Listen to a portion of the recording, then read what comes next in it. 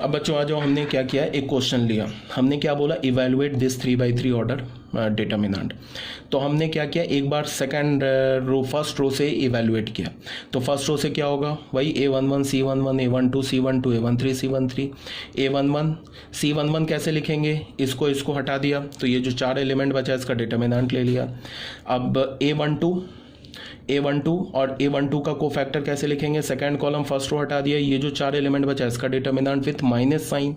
Because क्यों minus sign, because ये जो A12 है ना, ये फर्स्ट रो सेकंड कॉलम पे है, तो फर्स्ट रो सेकंड कॉलम क्या हो जाएगा, ऑड हो जाएगा।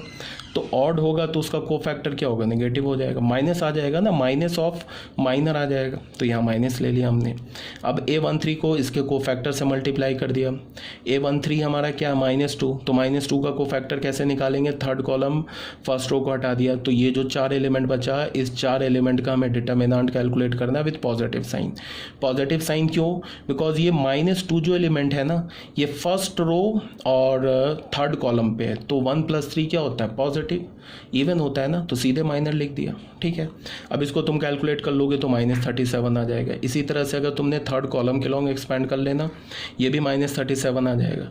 अब मैंने फर्स्ट रो थर्ड कॉलम के लॉन्ग दिखाया है, तुम सेकंड रो के लॉन्ग कर लो, तुम थर्ड रो के लॉन्ग कर लो, सेकंड कॉलम फर्स्ट कॉलम के लॉन्ग एक्सपेंड कर लो, किसी भी रो किसी भी कॉलम के लॉन्ग एक्सपेंड कर लो, रिजल्ट तुम्हें सेम ही आएगा। ठीक है, अब बच्चों यहाँ पे एक नोट क्या लिखा है, if a row or a column of a determinant contains all zero then value of the determinant is 0।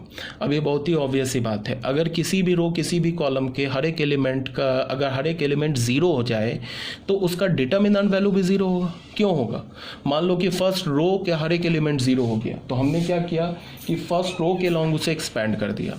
तो फर्स्ट रो के लॉन्ग एक्सपेंड करोगे तो ये क्या हो जाएगा, फर्स्ट रो के लॉन्ग एक्सपेंड करोगे तो क्या होगा, जैसे मान लो कि ये 0 0 0 हो जाए, ये भी 0 होता है, ये भी 0 होता है, ये भी 0 होता है, तो यहाँ क्या हो जाता है, 0 0 0 आ जाता है, तो ये भी 0 ये भी 0 ये भी 0, तो 0 + 0 + 0 0 हो गया।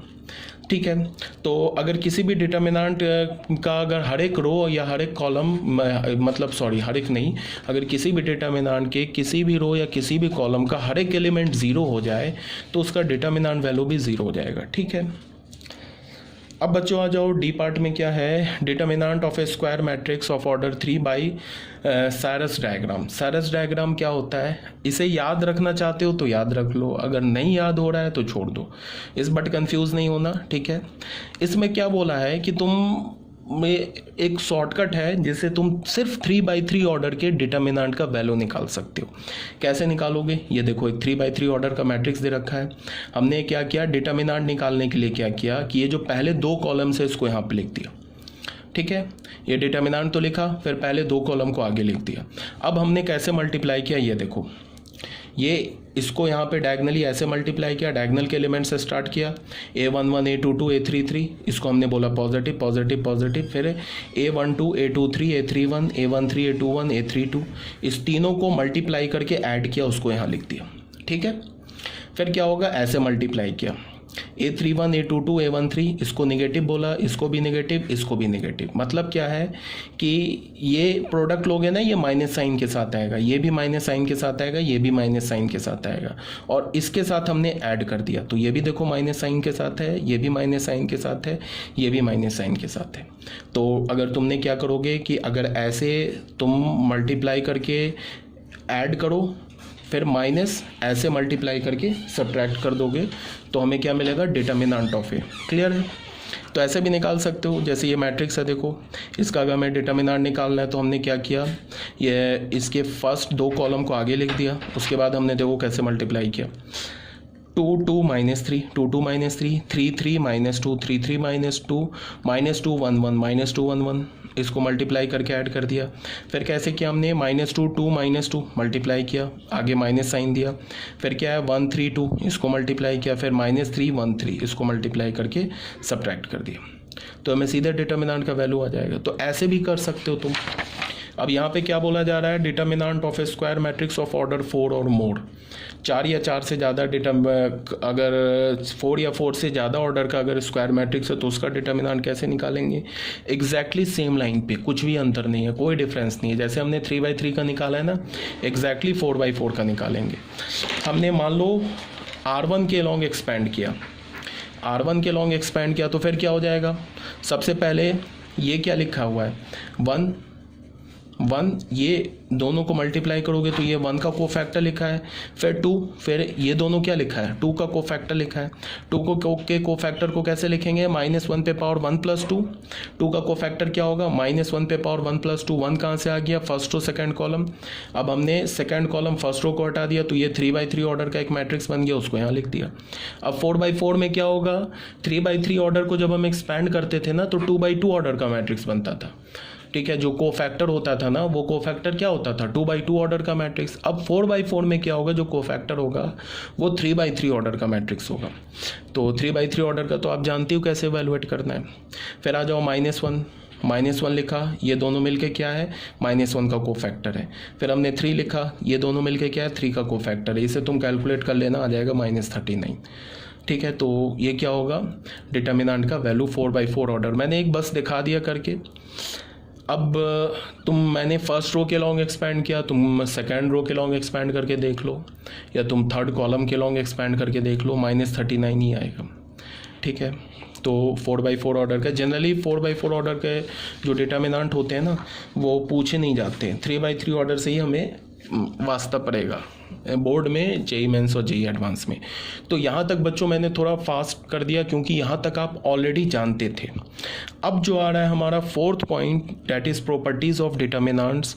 इसे ये काफ़ी इम्पॉर्टेंट है, इसके पे बेस्ड क्वेश्चन जेईई मेंस में, जेईई मेंस से पहले बोर्ड में आएगा। बोर्ड में आएगा मतलब आएगा ही आएगा, ठीक है। और ये जो प्रॉपर्टी बेस्ड क्वेश्चन है जेईई मेंस एडवांस में नहीं होते हैं क्वेश्चन डायरेक्ट प्रॉपर्टी बेस्ड, मतलब कि प्रूफ करने वाले क्वेश्चन नहीं आते, बट ये इसको हमें यूज़ करना है, पूरे चैप्टर में यूज़ होगा, बहुत आसान है, सुन लोगे याद हो जाएगा। तो देख लो फर्स्ट प्रॉपर्टी में क्या बोला जा रहा है। अच्छा, मैंने थोड़ा लैंग्वेज ज़्यादा लिखा है, तो ये नहीं कि इस लैंग्वेज को रटने मत लगना कि प्रॉपर्टी 1 दिस, बस प्रॉपर्टी 1 समझ जाओ एक लाइन में होता क्या है। ये तो मैंने पूरा लैंग्वेज लिखा है ना, प्रॉपर्टी 2 पूरा लैंग्वेज लिखा है, तो रटना नहीं है। ये नहीं कि इसे तुम रटने लगो, प्रॉपर्टी 2 ये होता है, प्रॉपर्टी 1 ये होता है। बस याद रखो, प्रॉपर्टी कभी नहीं पूछेगा, ये नहीं पूछेगा कि तुम्हें जो डिटर्मिनेंट का PDF मिला था उसका फर्स्ट प्रॉपर्टी लिखो। बोर्ड में ऐसा क्वेश्चन नहीं आएगा कि डिटर्मिनेंट के PDF का जो फर्स्ट प्रॉपर्टी जो लिखा था वो क्या था, वैसा क्वेश्चन ये तो कॉमन सी बात है, तो ऐसा तो आएगा नहीं। तो बस प्रॉपर्टी तुम्हें एक लाइन में याद रखना है। फर्स्ट प्रॉपर्टी सेज, हमारे पास कोई एक मैट्रिक्स दे रखा है Aij, be a square matrix of order n, then the sum of the product of element of any row column with the cofactor of the corresponding elements of some other row column is 0। ये क्या बोल रहा है कि अगर तुमने रो तो उठा लिया सेकेंड, और रो मतलब एलिमेंट तो तुमने सेकेंड रो का लिया, बट को फैक्टर तुमने थर्ड रो का उठा लिया। अब तुमने थर्ड रो के एक एलिमेंट्स के को फैक्टर्स को तुमने सेकेंड रो के एलिमेंट्स में मल्टीप्लाई करके ऐड कर दिया तो डिटर्मिनेंट वैल्यू 0 आ जाएगा, ठीक है। ये ऑलरेडी मैंने मैट्रिक्स चैप्टर में डिस्कस कर रखा है। मैंने मान लो कि रो उठा लिया, सेकेंड रो उठा लिया, ठीक है, बट हमने क्या किया, जो थर्ड रो के कोफैक्टर्स ले लिए। रो के एलिमेंट तो हमने सेकंड रो के लिए, बट कोफैक्टर हमने थर्ड रो के ले लिए। अब हमने क्या किया, सेकंड रो के हर एक एलिमेंट को कॉरस्पॉन्डिंग थर्ड रो के कोफैक्टर से मल्टीप्लाई करके ऐड कर दिया तो डिटर्मिनेंट वैल्यू 0 आ जाएगा, ठीक है। तो रो के लिए बोल दिया तो इक्वली वैलिड हो गया कॉलम के लिए भी। मान लो हमने एलिमेंट तो फर्स्ट कॉलम के उठाए, बट हमने कोफैक्टर थर्ड कॉलम के उठा लिए। अब थर्ड कॉलम के कोफैक्टर्स को तुम फर्स्ट कॉलम के एलिमेंट्स में मल्टीप्लाई करके ऐड कर दोगे तो डिटर्मिनेंट वैल्यू 0 हो जाएगा। एक बात। दूसरी बात मैंने क्या बोला है कि जो प्रॉपर्टी होता है वो रो और रो में होता है या कॉलम कॉलम में होता है, रो कॉलम में नहीं होता है। अगर कोई बच्चा बोलेगा कि एलिमेंट तो हमने फर्स्ट रो का उठा लिया, बट को फैक्टर हमने सेकंड कॉलम का उठा लिया।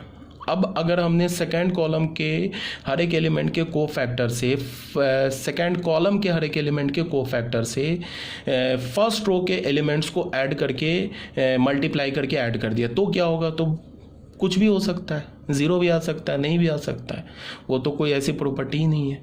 प्रॉपर्टी या तो रो वाइज होगी या तो कॉलम वाइज होगी। तो ये बात, वही बात यहाँ लिखी हुई है, इसको तुम एक्सपेंड करके देख लेना। ये ऑलरेडी मैंने मैट्रिक्स चैप्टर में इसका एक्सपेंशन बता रखा है, इसको तुम एक्सपेंड करके देख लेना। ये क्या बोल रहा है कि अगर तुम जे को वैरी कराओगे ना, जे को वैरी कराओगे 1 से लेके n तक, तो देखो एलिमेंट तो ith रो का है, बट कोफैक्टर हमें क्या मिलेगा, कोफैक्टर किसका मिलेगा, जे को वैरी कराओगे तो यहाँ जे वैरी कर रहा है, तो मतलब क्या होगा, ये जो एलिमेंट है aij ये ith रो का एलिमेंट है, और कोफैक्टर क्या, jth कॉलम का कोफैक्टर है, सॉरी कोफैक्टर किसका है, हाँ कोफैक्टर किसका है, kth कॉलम का कोफैक्टर है। तो हमने क्या किया, ith रो के एलिमेंट को, सॉरी गलत मैं बोल रहा हूँ, अगर हमने j का वैल्यू 1 वैरी कराया ना, तो ये जो एलिमेंट क्या होगा, ith रो का एलिमेंट होगा, और यहाँ j को अगर हमने वैरी कराएंगे तो ये क्या होगा, कोफैक्टर किसका होगा, kth कॉलम का कोफैक्टर होगा।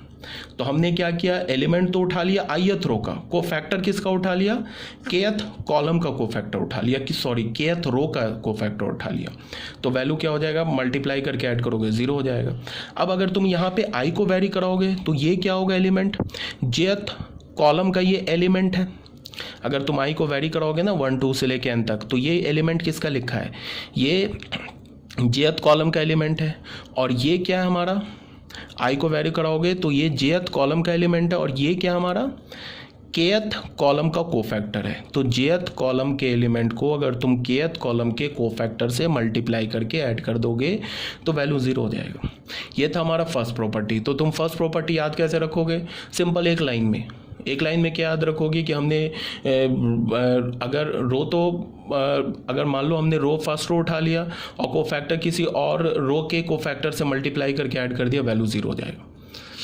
ठीक है, अगर मैंने मान लो कॉलम तो उठा लिया, jth कॉलम उठा लिया, बट jth कॉलम के एलिमेंट ले लिए और kth कॉलम के कोफैक्टर्स ले लिए और उसको मल्टीप्लाई करके ऐड कर दिए तो वैल्यू 0 आ जाएगा। बट रो कॉलम में ऐसा कुछ नहीं है। अगर मैंने बोला कि हमने एलिमेंट तो सेकेंड रो का उठा लिया बट कोफैक्टर हमने थर्ड कॉलम का उठा लिया, तो मल्टीप्लाई करके ऐड किया तो कुछ भी आ सकता है, 0 भी आ सकता है, नॉन ज़ीरो भी आ सकता है, कुछ भी आ सकता है, प्रॉपर्टी नहीं है। अब आ जाओ बच्चों प्रॉपर्टी नंबर 2 में। प्रॉपर्टी नंबर 2 में क्या बोल रहा है, let a is equal to aij be a square matrix of order n, then the sum of all the product of the element of any row column with the cofactor of the corresponding of some other row column। ठीक है, अच्छा ये लगता है मैंने एक ही property 2 बार लिख दी है ना। ठीक है, ये property number 1 and property number 2 exactly same है। ठीक है, तो कोई बात नहीं, एक प्रॉपर्टी हटा दो।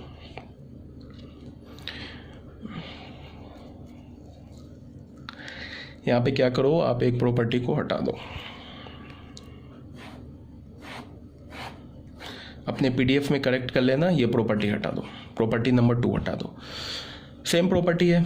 अब देखो एग्जांपल हमने क्या लिया, फर्स्ट प्रॉपर्टी सेकंड प्रॉपर्टी हटा दो, फर्स्ट प्रॉपर्टी सेम प्रॉपर्टी लिख दिया मैंने 2 बार। तो यहाँ पे क्या है हमारे पास कि हमने 3x3 ऑर्डर का एक मैट्रिक्स लिया। अब यहाँ पे देखो ये मैंने क्या किया है, ये तो मैंने एलिमेंट किसका उठाया है, फर्स्ट रो का एलिमेंट उठाया है, बट कोफैक्टर किसका उठा लिया है, C12। ये हमने C22 C322 ये कोफैक्टर हमने सेकेंड कॉलम का उठा लिया है। यहाँ पे क्या है हमारे पास A12 C13। यहाँ पे कुछ गड़बड़ है, इसको तुम A21। ठीक है, ये एलिमेंट हमने किसका उठाया है, ये जो एलिमेंट है ना हमने फर्स्ट कॉलम का एलिमेंट उठाया है और कोफैक्टर किसका उठा लिया है, सेकंड कॉलम का। देख लो ये जो लिखा है C12 C22 C33, ये हमने सेकंड कॉलम का तो कोफैक्टर उठा लिया है और फर्स्ट कॉलम का एलिमेंट उठा लिया, तो इसको मल्टीप्लाई करके ऐड किया तो वैल्यू क्या हो जाएगा, 0। अब यहाँ देखो A12 A22 A32, ये तो हमने एलिमेंट किसका उठाया, सेकंड कॉलम के का एलिमेंट उठाया, कोफैक्टर ये किसका ले लिया हमने, थर्ड थर्ड कॉलम का कोफैक्टर ले लिया है, इसको मल्टीप्लाई करके ऐड करेंगे, अगेन 0। फिर देखो एलिमेंट हमने किसका उठाया, A11 A21 A11 A21, हमने एलिमेंट उठाया फर्स्ट कॉलम का और कोफैक्टर किसका ले लिया, थर्ड कॉलम का कोफैक्टर ले लिया, तो मल्टीप्लाई करके ऐड किया तो वैल्यू 0 आ जाएगा। फिर देखो A11 A12 A13, ये एलिमेंट हमने किसका उठाया, फर्स्ट रो का, कोफैक्टर किसका उठाया, सेकेंड रो का कोफैक्टर उठाया, मल्टीप्लाई करके ऐड किया वैल्यू 0 हो जाएगा। फिर देखो A21 A22 A23, एलिमेंट किसका उठाया, सेकेंड रो का, कोफैक्टर किसका उठा लिया, थर्ड कॉलम का थर्ड रो का कोफैक्टर उठा लिया, इसको मल्टीप्लाई करके ऐड किया वैल्यू 0 आ जाएगा। फिर देखो A11 A12 A13, हमने एलिमेंट किसका उठा लिया, फर्स्ट रो का एलिमेंट उठा लिया, कोफैक्टर किसका उठा लिया, कोफैक्टर थर्ड रो का उठा लिया, इसको मल्टीप्लाई करके ऐड किया तो वैल्यू क्या हो जाएगा, 0। ठीक है, ये तो ऑलरेडी एक बार मैंने मैट्रिक्स चैप्टर में भी डिस्कस कर रखा है। ये एक्चुअली गलती से ना मैंने प्रॉपर्टी 1 एंड प्रॉपर्टी 2 सेम लिख दिया, इसे करेक्ट कर लेना।